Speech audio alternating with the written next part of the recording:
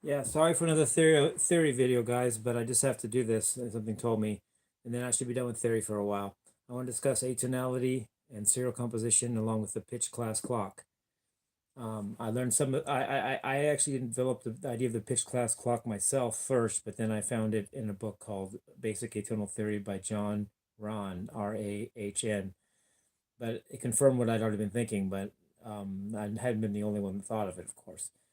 That is what that meant. But anyway, my first concert I went to was 1997 at the Catalina Bar and Grill in Hollywood, and my first major concert is what I call it. Is when I saw Alan Holdsworth for the first time. I got to the show before he did.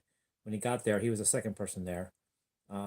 He talked. I talked to him about this theory for 20 minutes, and I actually talked to Alan and asked him a question about this theory, and he gave me an answer. So that's very cool. He actually listened. Alan Holdsworth last listened to me say this kind of spiel I'm telling you now in 1997 for 20 minutes. He just stood there and listened to me. So that was very cool.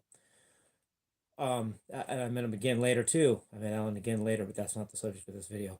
Um, so the point of serial composition was to make music more dissonant and eliminate any tonality. And the one way that Arnold Schoenberg, along with his students Berg and Webern, did was to say that you could only, once you played a note, you can only play that note again until you played all the other 11 notes and so on. So no note gets any priority based on recurrence and usage. Um, rather than go into that, because you can study that in any book. That's easy. You have, so you end up getting a 12-tone row, which means you have to select what order you want to play your 12 pitches in, and then that row can be transposed to any of the 12 keys or a starting note, so that gives you 12 versions of it. But then there's actually but then you can reverse, you can have the melodic inversion of the row, which is another 12 versions. You can have the retrograde of the row, which is another 12 versions, not virgins. And then you have a retrograde inversion, which gives you another 12 versions. So you have 48 versions for any one row. And it's pretty sterile sounding music, really, because it all sounds like you're just doing that. And there's no real creativity involved, really. It didn't sound very good, and it kind of flopped, and so it made people go back to classical, which they called neoclassical. Some people started going back to classical after that kind of flop, the atonal thing. But that's not the main thing I want to talk about is the pitch class clock. Now there's 12 notes in music, in Western music, in Western um, modern Western music, and there's like 12 months in a year, and there's 12 hours in half a day, and there's 12 numbers on a clock. So why not take a clock and assign and make a chromatic scale out of it? Like at the top could be 12 o'clock, but it also could be zero, because 0 and 12, um, zero is just 12 is just an octave above zero, so it can be considered the same note. So from 0 to 11, 0 would be at top. You can call the question I asked Alan Holdsworth was, what note should I call zero? He said D, but I disagree at this point. But it's still not a good answer. He gave a good answer. There was a reason why it could have been D.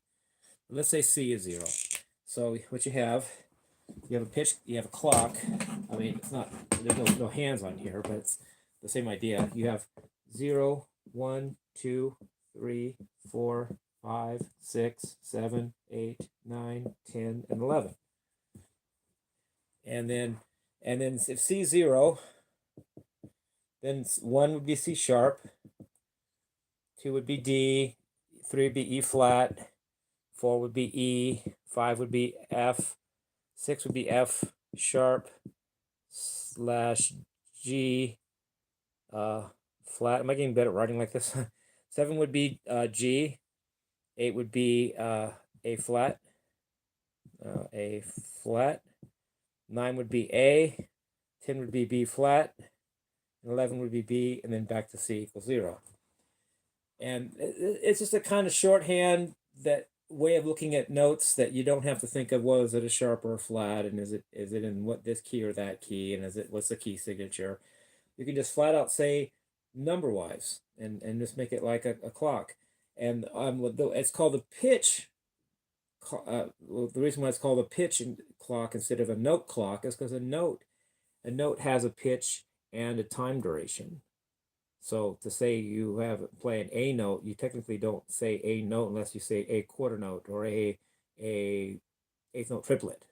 If you just say A, that's not really a note, it's a pitch. So the reason why it's called a pitch is because there doesn't specify rhythm in this notation system. But then there's another reason why it's called class instead of just pitch clock. Why it's called pitch class clock is because it's assuming that all C's are zero regardless of octave. So if middle C is the same, middle C is not the same pitch as the C above it, but it's the same pitch class because they're all C's. So the class of all C's in any given octave is called a C pitch class. So the reason why it's called class is because it doesn't respect octave. This C0 could be any C in any range in any octave. So it's called the pitch class clock. The reason why it's called a clock is because it has 12 numbers like a clock. And that's basically it. So the little application, I'm not going to go into detail. You figure out how you want to use it or not. Just to give an example of what you could do with it, let's say you wanted to say a C minor chord. Instead of saying C, E flat, G, and then maybe back to C, just kind of take some thinking. It might be easier just to go C, 0, 3, 7, and then back to 0. So so instead of thinking C, E flat, G, you could think 0, 3, 7. And then if it were C sharp, it'd be 1, 4, 8. For a C sharp minor would be 1, 4, 8.